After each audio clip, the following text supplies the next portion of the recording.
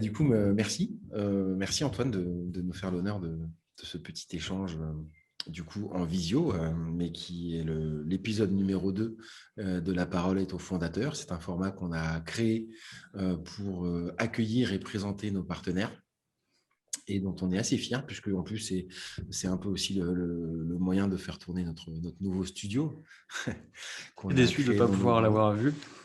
Mais écoute, tout n'est pas perdu. Il y aura sans doute d'autres allers-retours, d'autres moments de communiquer. Toi, tu auras peut-être d'autres produits à présenter. Enfin, de toute façon, cet outil, il est à la disposition de la communauté apprenante dont nous faisons partie et dont nos partenaires font aussi partie, en fait, parce que je pense que c'est un dénominateur commun. Et, euh, et l'objet de cet échange, bien évidemment, c'est de comprendre qui tu es, et de voir un peu dans ton parcours des choses intéressantes qui m'ont bien plu et qui correspondent vachement à notre univers émotionnel, en tout cas. De bien comprendre ton modèle et puis peut-être justement d'avoir quelque chose qui nous intéresse, nous, vraiment profondément, c'est de comprendre un peu qui sont tes clients aujourd'hui, puisque du coup, Freebie, c'est quand même un outil pour des freelances et nous, on s'intéresse beaucoup aux freelances et je pense que tu les connais très bien et que tu vas pouvoir bien nous en parler. Donc, je vais démarrer par un truc qui m'a vachement plu. C'est Kickstation. Kickstation, musique électronique. C'était ta première boîte, c'est ça? Un petit projet plutôt à côté en mode side project, mais Ouais. effectivement assez marrant que tu me parles de ça. Le but, c'était de partager de la musique électronique et de trouver en fait des pépites un peu électroniques et de pouvoir les ranger dans un groupe Facebook à la base Ouais. pour pouvoir les retrouver facilement. Et c'est vrai que les artistes de musique électronique sont pas toujours mis en avant et on a trop le côté commercial qui ressort alors qu'il y a énormément de tracks qui sont pas forcément signés sur des labels qui sont excellents. Et c'était un peu pour remettre un peu en avant aussi des artistes qui sont pas forcément diffusés euh, par le biais d'une plateforme qui devait évoluer en plateforme web, mais on est resté sur le groupe Facebook quelques années. Ok. Alors du coup, tu te considères comme un entrepreneur récidiviste. Je sais qu'il y a un fil conducteur qui semble être le design et l'UX. Est-ce que tu peux du coup te présenter un petit peu et faire valoir un peu les bonnes périodes de ta vie, comme les mauvaises d'ailleurs, de manière à ce qu'on ait un peu une vision de ta personnalité et donc après de ton nouveau bébé, quoi. Bah, carrément, moi je me suis lancé du coup en freelance il y a bientôt 10 ans. Je me suis spécialisé du coup en design et au début je faisais un peu de tout, je touchais un peu à tout pour trouver un peu ma spécialité. Et en fait je me suis orienté dans le product design et dans le design au sens large, mais vraiment j'ai commencé par là, par l'UX. Et donc j'ai vraiment essayé de créer des interfaces et des applications pour vraiment modifier un peu les parcours utilisateurs existants qui étaient souvent très lourds pour les simplifier au maximum. Et donc, du coup, je me suis lancé en free. J'ai eu quelques clients, donc des petits clients ou des gros clients, des grands comptes ou pas. Donc, j'ai bossé chez PSA, j'ai bossé chez BNP, j'ai bossé pour plein de petits clients à côté. Et en fait, c'est vraiment cette mission chez PSA sur laquelle je me suis arrêté en dernier parce que c'était un peu différent de mes missions habituelles. Parce que là, j'étais en régie. Donc, en fait, j'étais chez le client. Et moi, j'avais plutôt l'habitude d'être un peu nomade et pas forcément de bosser chez le client. Et d'être dans une grosse structure comme ça, je n'avais jamais fait aussi. Et j'ai accepté cette mission en 4/5e, du lundi au jeudi. Ouais. Euh, et en fait, à ce moment-là, j'avais encore une dizaine de clients simultanés, mais c'était des clients court terme, long terme, donc c'était très bien gérable avec ma semaine habituelle. Mais en arrivant chez le client comme ça, en fait, j'avais plus du tout mes habitudes de ma journée. Je pouvais pas répondre au téléphone n'importe quand, etc. Et donc, du coup, j'avais plus que le vendredi et le dimanche pour gérer mon activité administrative. Et c'est vrai que tout le projet Freebie est parti de ce pain personnel, quoi. Alors, avant d'arriver à Freebie, du coup, l'UX pour toi, c'est quoi? C'est Parce que là, c'est je te dis ça parce qu'il y a pas mal de gens qui ont leur propre définition. J'ai presque envie de dire que c'est un peu galvaudé en ce moment parce que moi, j'y mets une composante émotionnelle et c'est peut-être ça qui nous intéresse beaucoup dans la construction du produit chez Cocoon. Mais du coup, toi, qui semble être un spécialiste depuis le design jusqu'à peut-être des interfaces d'application, comment est-ce que tu présenterais cette passion ou cet amour de l'UX? C'est quoi l'UX? Bah, déjà, l'UX, pour moi, c'est designer des services. Et ça va être déjà, pour remettre dans le contexte, c'est que à la base, moi, quand j'étais petit, je savais que je voulais bosser sur des ordis et dans le design. Et donc, du coup, ce qui rapprochait le plus, c'était infographiste. C'était un peu le graphiste qui a évolué et qui touchait un peu au logiciel. C'est celui Et, qui euh, faisait et les web designers, un peu ceux qui faisaient les premiers sites internet. Exactement. Et c'était même un peu avant, c'était plus de la PAO, donc de la production assistée par ordinateur, pour aller faire du design, mais par les machines. Et en fait, du coup, il y a l'infographiste qui est sorti, et à côté de ça, dans le développement, tu as le webmaster. Et donc, du coup, tu avais vraiment deux profils qui se tiraient tout le business d'aujourd'hui. Et au fur et à mesure des années, on a toujours divisé ces métiers-là. Et donc, au début, l'infographiste, bah, il y a eu du web design, donc c'était celui qui était spécialisé dans les interfaces et qui faisait plus du tout de l'illustration comme pouvait le faire le graphiste avant. Et dans le web design, ça s'est séparé et il y a eu de l'UX, il y a eu de l'UI, après il y a eu design, bref, et ça s'est séparé dans plein de métiers. Et aujourd'hui, l'UX, c'est pour moi l'écosystème qui regroupe tous les métiers qui sont dans l'expérience utilisateur. Mais en fait, aujourd'hui, faire de l'UX, c'est comme dire faire du design, ça veut tout et rien dire, mais c'est vraiment plutôt designer en partant de l'utilisateur avant de partir du produit lui-même. Ok. Et Est-ce c'est qu'on peut dire que du coup, l'UX, c'est un peu le customer centrique du digital? Clairement, mais après, ce qui est assez fou, c'est que l'UX existe depuis des années. Et le problème, c'est qu'on le mettait pas assez en avant. Et tous les coûts en fait, de la recherche, c'était dédié au projet de recherche. En fait. Ce n'était pas dédié au projet de tous les jours. Et grâce à cette segmentation de métiers, ben, on a pu justement pouvoir se permettre de faire de la recherche à ce niveau-là aussi, ce qui n'était pas du tout fait avant. D'accord. Et alors, du coup, quand on est passionné du X, le meilleur statut pour s'éclater, c'est le freelance? Franchement, ça va dépendre de pas mal de la personnalité de la personne. Mais c'est vrai qu'aujourd'hui, en freelance, on a la chance de pouvoir bosser sur plein de projets différents et qui peut être le mardi sur un projet d'un secteur et le mercredi d'un autre secteur complètement différent. Et je pense que ça, c'est le fait d'être en freelance et d'avoir en fait cette vision sur n'importe quel produit. Je pense que ça ouvre beaucoup plus l'esprit qu'une personne qui est en UX dans sa boîte et qui va être biaisée en fait par son écosystème bien défini, quoi. Et donc le fait d'être en freelance, ça ouvre aussi tout cet écosystème autour et qui permet d'être beaucoup plus à même de comprendre les différentes problématiques qu'on a au quotidien, quoi. Très clair. Et alors, du coup, est-ce que, est-ce que aussi ce côté freelance, il n'est pas adapté à tout ce qui se passe? Ça va tellement plus vite en ce moment en termes du X que finalement, effectivement, plutôt que d'être cantonné dans une seule boîte, quand on est freelance, il y a cet apprentissage qui continue et qui va toujours plus vite, en fait. Et plus on avance, plus finalement, il vaut mieux être en mesure d'apprendre pour ramener ce savoir à qui on a besoin sur une manière spécifique. Finalement, vous êtes des spécialistes, en fait. Ouais, c'est vraiment ça. Et un truc que je dis souvent, c'est faut vraiment éviter d'écouter les convictions des fondateurs, mais plutôt écouter vraiment ses utilisateurs. Parce que Mhm. le problème avec ce qu'on a en tant que fondateur, c'est que on a une vision bien définie d'un produit, mais on le met pas enfin, on le met pas vraiment entre les mains de ces utilisateurs-là. Et donc le chemin type qui existe beaucoup aujourd'hui, c'est avoir une idée, développer, confronter et après modifier. Mais le problème, c'est que si on fait ça, on perd énormément de temps sur la conception de ce produit et Mhm. après, on remarque qu'on va en mettre beaucoup plus d'argent pour remettre tout en ordre. Alors que si on avait mis quelques euros au départ dans vraiment la recherche, eh ben on sait qu'on va exactement dans la bonne direction et pas uniquement avec l'ego du fondateur, mais vraiment avec toutes les inputs qu'on a récupérés de nos utilisateurs. Et en fait, ce qu'il faut savoir, c'est que déjà, quand on n'est pas utilisateur de son produit, bah, ça peut se faire, mais c'est compliqué d'arriver vraiment au bon moment. Mais surtout que si on n'a même pas confronté les utilisateurs de les faire parler, en fait, c'est sûr qu'on va dans le mur. OK. Alors, du coup, cet amour, cette passion pour le design, l'UX, ce parcours un peu de freelance, tu es devenu un peu un spécialiste et je vois que tu es passé par aussi formateur, en fait. Tu as transmis Ouais. ton savoir parce que du coup, j'ai vu l'ISM, c'est quoi? L'Institut supérieur du multimédia, c'est ça? Ouais, c'est le pôle Léonard de Vinci. Ok. Et du coup, j'ai eu la chance d'avoir un contact là-bas qui m'avait dit: «Oh, j'ai besoin d'un UX pour faire des cours là-bas», et moi j'avais dit: «Bah, avec grand plaisir», et ça m'arrive aussi aujourd'hui régulièrement d'intervenir sur différents sujets, mais notamment sur l'UX, sur le design, moi c'est aussi dans l'école que j'avais fait avant, donc c'est top, quoi. C'est un énorme plaisir de pouvoir partager ça. Ok.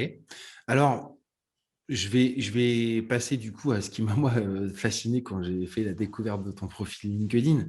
C'est que du coup, expert en UX, freelance, mais surtout docteur en phobie administrative. Yes. Alors, c'est ce que tu avais commencé à amorcer en disant tout à l'heure. Finalement, j'avais pas vraiment le temps de faire ce que je voulais quand j'étais chez PSA, donc en interne, un peu plus ficelé par les règles et par les horaires. Et du coup, comment est-ce que tu expliques ce terme? Et puis, du coup, comment est-ce que tu peux pitcher Freebie?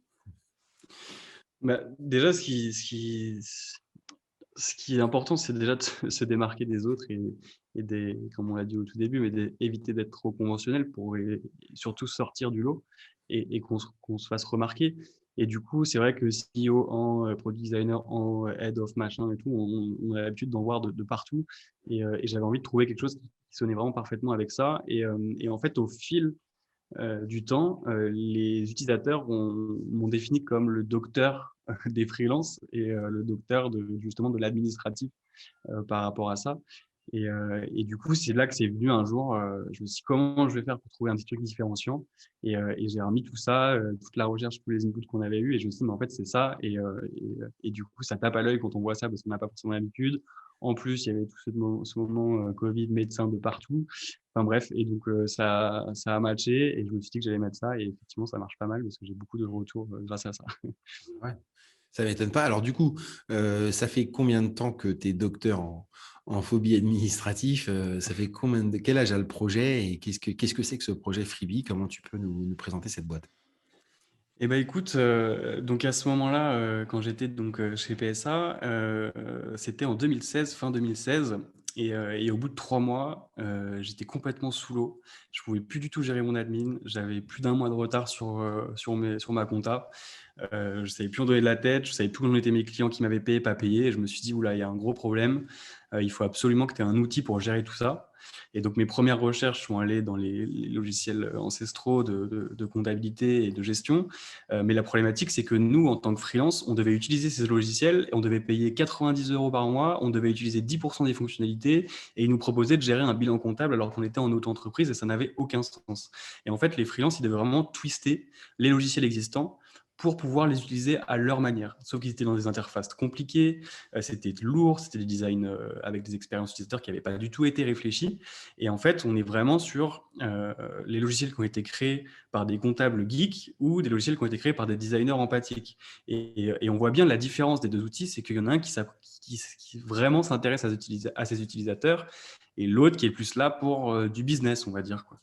Et du coup, il y a vraiment cette façon de voir les choses d'un projet qui t'emmène dans une direction complètement différente. Je sens un petit côté vindicateur là quand tu parles de ceux qui font du business là que je peux pas laisser passer. C'est-à-dire que finalement ils avaient ce que tu disais tout à l'heure un ego produit en fait, un ego de vision produit qui ne matche pas en fait avec les utilisateurs, la façon dont ils ont envie d'utiliser. C'est ça que tu veux dire? C'est un peu ça, et c'est vraiment de privilégier en fait les fonctionnalités qui vont pouvoir faire du CA, plutôt que privilégier les fonctionnalités qui vont pouvoir faire les fondations de l'outil. D'accord. Et nous, on s'est plus vraiment orienté là-dessus, c'est de OK, il y a des features qu'on aurait pu mettre avant par rapport au business pour faire plus de CA, et cetera. Mais des utilisateurs voulaient d'autres fonctionnalités qui étaient vraiment pour eux, pour leur utilisation au quotidien. Et donc du coup, nous, sur Freebie, c'est vite décidé parce que nous, on a vraiment créé ce produit pour aider les freelances, pour pas qu'ils se retrouvent dans la même galère que nous quand on a commencé.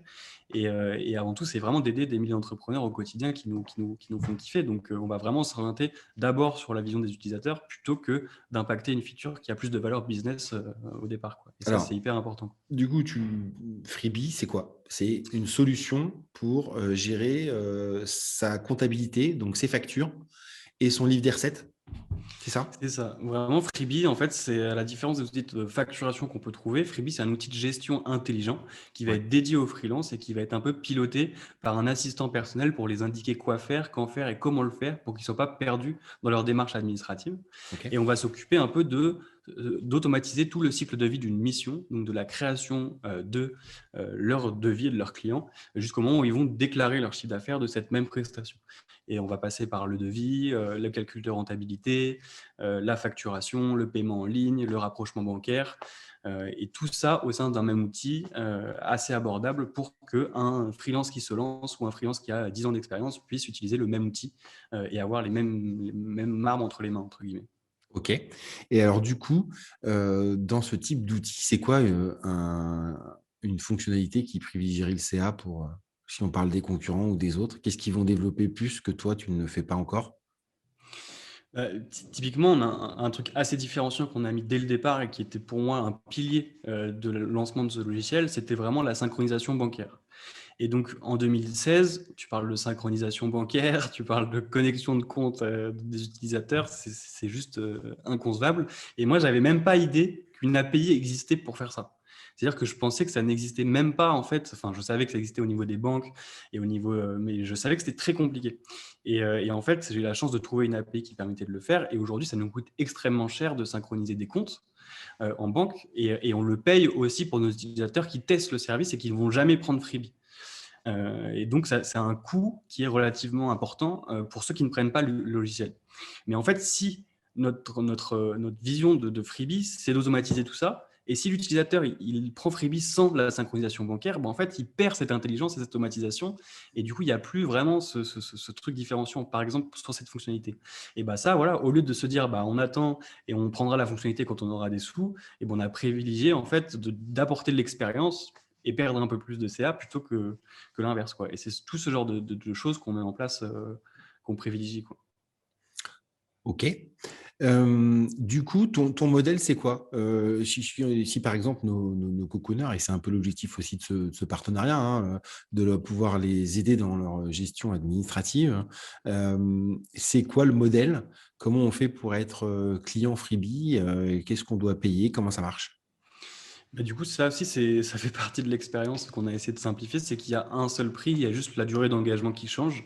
Et soit on paye 11 euros par mois, soit on paye 27 euros par trimestre, soit on paye 84 euros par an pour gérer son activité admin. Donc, c'est très Alors, simple à comprendre. On a l'intégralité des fonctionnalités. Il n'y aura pas de fonctionnalités cachées, il n'y aura pas de fonctionnalités qui seront un peu mieux si on appuie sur le bouton d'en haut.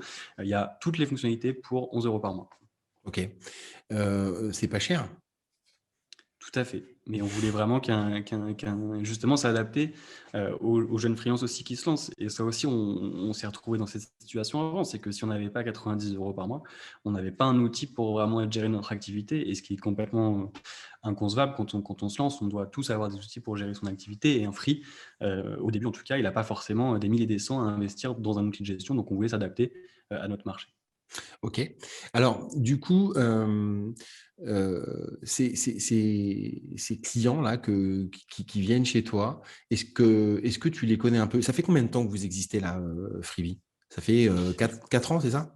Ouais, c'est ça. On a créé la boîte en 2017, on a lancé en 2018. Donc ça fait bientôt 4 ans qu'on est online, quoi. OK. Et du coup, vous avez combien de membres aujourd'hui? On appelle ça des membres ou on appelle ça des clients? Des clients. Des clients, bah, aujourd'hui, on a plusieurs milliers de clients au quotidien qui utilisent Freebie tous les jours, quoi. OK. Super. Et Et ça fait alors, 4 c'est ans c'est quoi aujourd'hui, la quoi. vision du coup? C'est quoi pour nous un peu nous faire kiffer là, comment tu vois les prochaines années? Est-ce qu'il y a une levée? Est-ce qu'il y a des ambitions, un peu plus européennes? Comment ça se passe? Bah, le but, c'est que Freebie soit utilisé dans tout le monde entier, effectivement. Mais d'abord, on va vraiment se concentrer sur la France parce qu'en fait, à la différence d'un outil de facturation aussi un peu global, c'est nous, on développe par statut.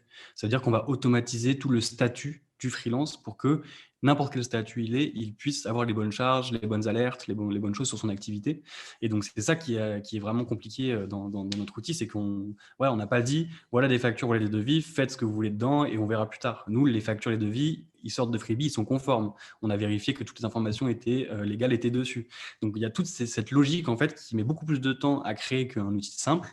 Mais d'un côté, c'est vraiment de notre force. Et donc là, pour l'instant, on est disponible que pour les auto-entrepreneurs. Et ça fait 6 ou 8 mois qu'on bosse sur une nouvelle version.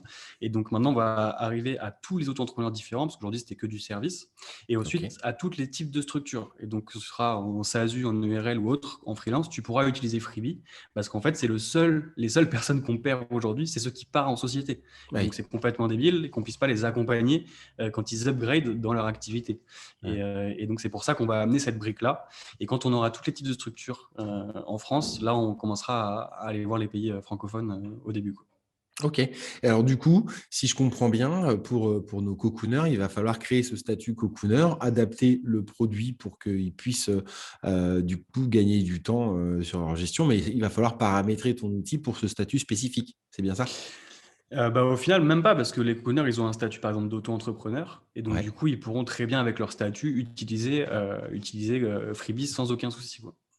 Il n'y a même super. pas de configuration d'action de notre part. C'est vraiment tous les auto-entrepreneurs pourront utiliser Freebie sans aucun souci. Et c'est ça aussi Alors, la force en fait de Freebie, c'est qu'on n'a pas besoin d'installer, on n'a pas besoin d'expliquer, on n'a pas besoin de tout ça. Et tout est assez simple en termes d'expérience sur l'utilisation. ok. Alors du coup, dans tes auto-entrepreneurs, dans tes free, dans tes clients, comment tu fais ta segmentation? Comment tu pourrais nous en parler? C'est quoi les grandes catégories? Et qu'est-ce que tu peux nous dire dessus, quoi? Qu'est-ce qu'ils apprécient en fait dans l'outil, peut-être? Nous, on s'est vraiment concentré déjà sur tous les métiers tech. Donc, pour faire de l'acquisition, pour pouvoir vraiment savoir leur parler, nous, on vient tous de la tech. Et donc, du coup, on s'est vraiment concentré sur ces produits-là, sur ces personnes-là, pardon, pour vraiment que ce soit le plus adapté possible. Et donc, on s'est orienté vers les designers, vers les développeurs, vers les marketeurs, ceux qui font du conseil, beaucoup de conseils, ceux qui font énormément de conseils. Et donc, on va être vraiment plus sur des prestations de services aujourd'hui. Parce que c'est aussi eux qui vont beaucoup mieux comprendre en fait l'outil et la façon dont on l'a amené que quelqu'un qui vient d'un métier totalement manuel, par exemple, qui aura un peu plus de mal sur Freebie parce que c'est assez moderne et c'est pas forcément ce qu'il rencontre tous les jours. Donc pour l'instant, on s'est vraiment concentré sur ces métiers-là et c'est eux qui diffusent au final au mieux Freebie parce que par exemple, un community manager en freelance qui utilise Freebie, il passe sa vie sur les réseaux, il montre tout ce qu'il fait. Et donc du coup, s'il utilise ce genre d'outils, forcément, ça donne envie parce qu'on suit cette personne, par exemple. Ok, donc ça, j'ai envie de dire que c'est un peu le noyau underground des freelances. Là, tu me parles un peu des premiers freelances finalement, ceux designers, web, marketeurs, etc.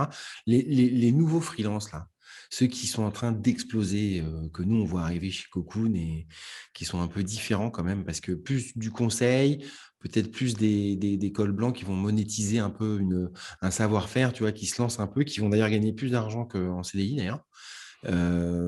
Mais qui découvrent un peu parfois que le prix de la liberté est un peu cher, en tout cas sur le marché immobilier.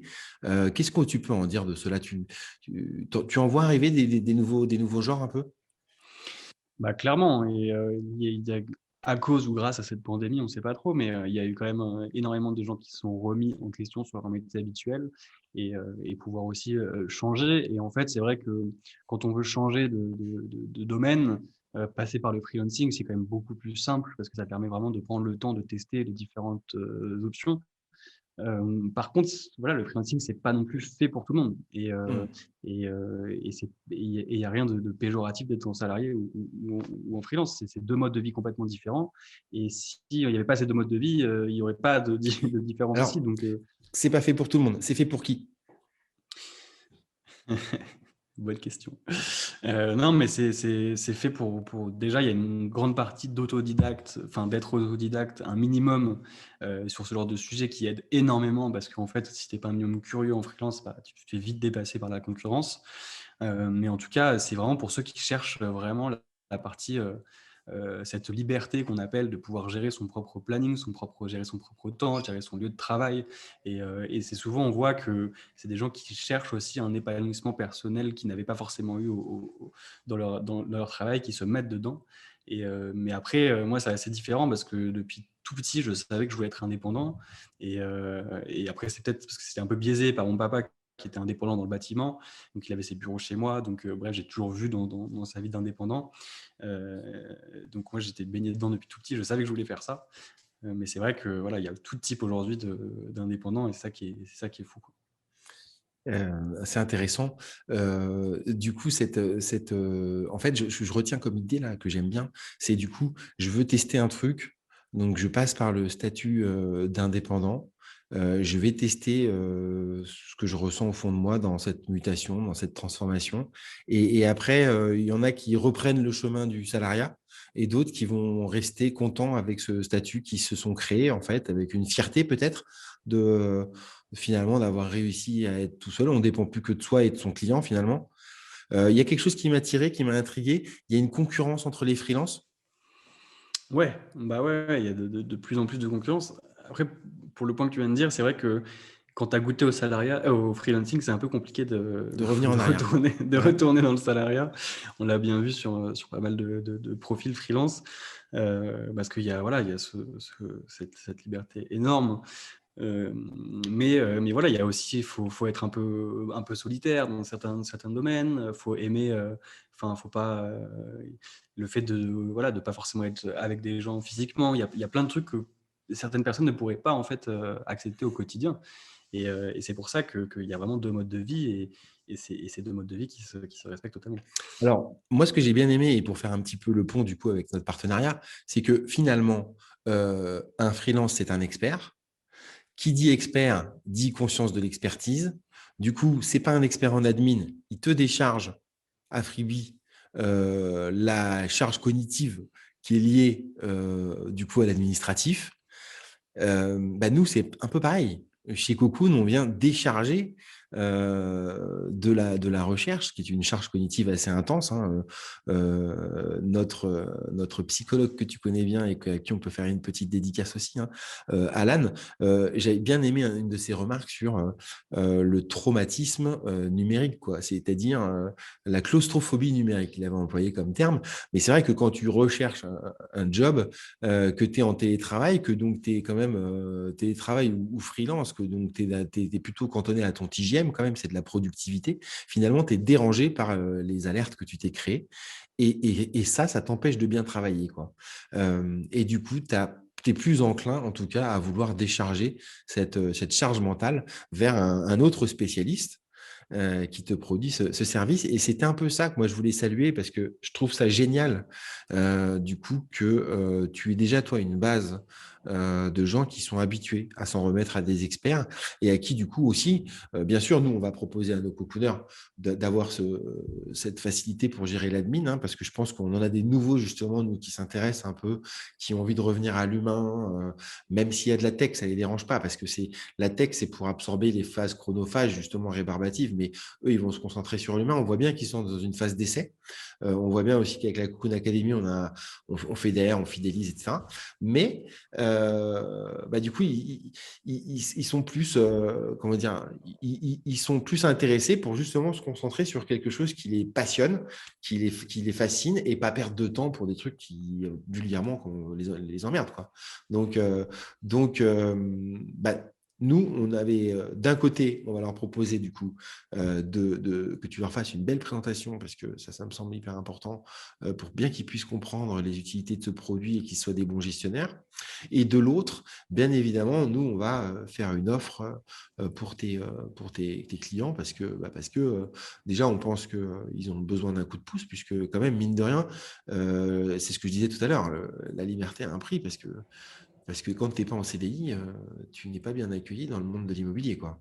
Que ça soit pour l'accès à l'achat, enfin au crédit d'ailleurs, et aussi pour le fameux dossier de location. Et du coup, c'est vraiment ça qu'on a envie de venir soulager chez des gens qui sont habitués à faire confiance à des experts, en fait. Parce que je te cache pas que on en a beaucoup, hein, des freelances qui passent sur le site, etc., avec qui on échange.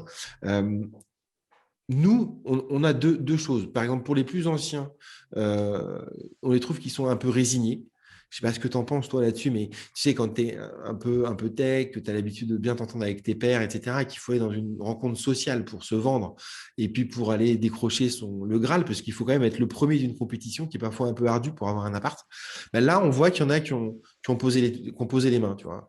On voit qu'il y a l'effet du couple, que heureusement qu'ils sont deux pour affronter cette épreuve, tu vois.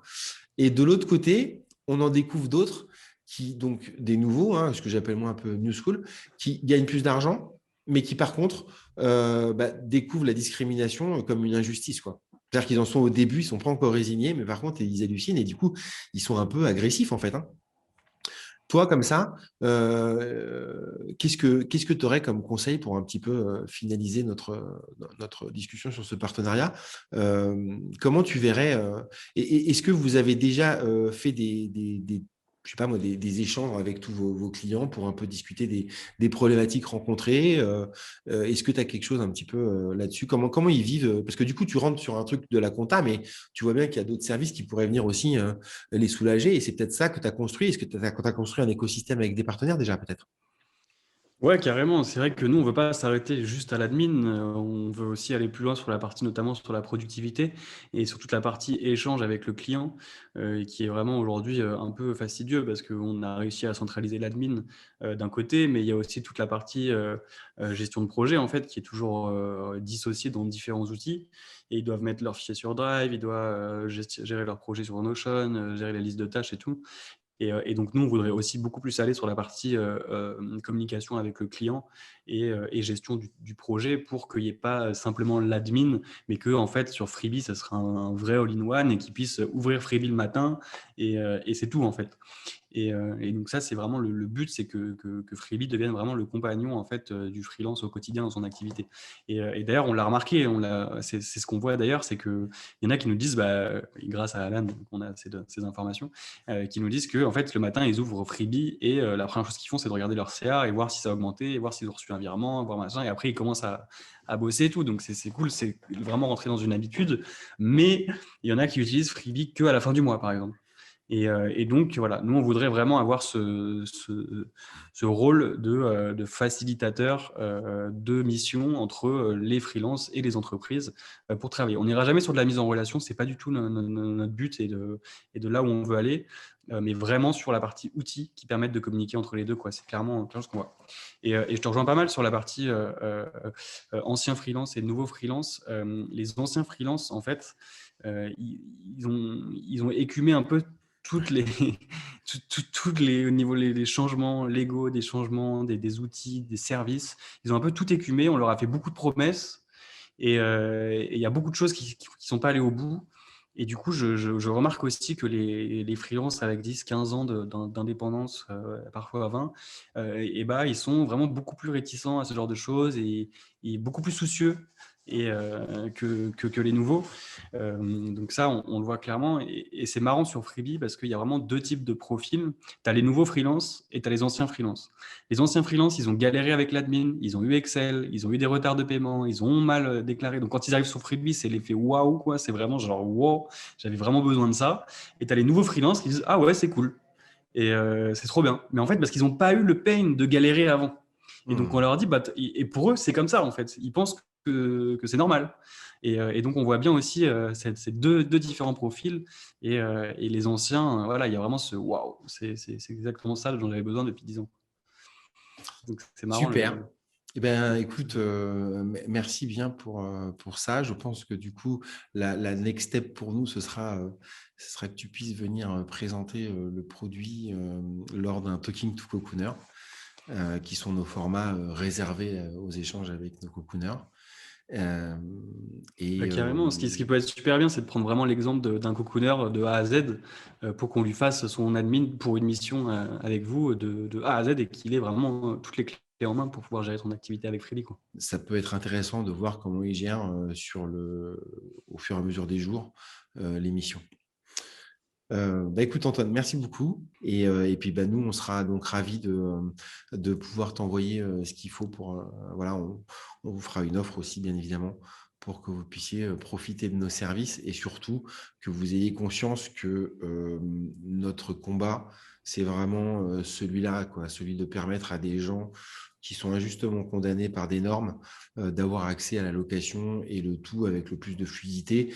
Évidemment, nous, on va hyper personnaliser le service, puisque quelqu'un qui sera très tech n'aura pas le même cocooner que quelqu'un qui sera très créatif. Ça fait partie de notre promesse, de rechercher un logement comme si c'était pour nous. Mais c'est bien ça qui nous excite, et c'est de pouvoir du coup avoir cet accompagnement sur mesure pour qu'ils puissent se concentrer sur l'essentiel. Carrément. Bah écoute, très content de ce partenariat. Je pense que ça va en aider plus d'un parce que, comme tu le dis, c'est vraiment la galère, le logement en freelance, et je sais de quoi je parle. Ouais. En tout cas, merci beaucoup pour l'invitation, Yannick, c'était cool. Et puis avec Voilà. plaisir pour venir le 24 avril parler de tout ça. Super. Merci Antoine. Bonne À fin de journée. bientôt. À bientôt. Ciao. Salut.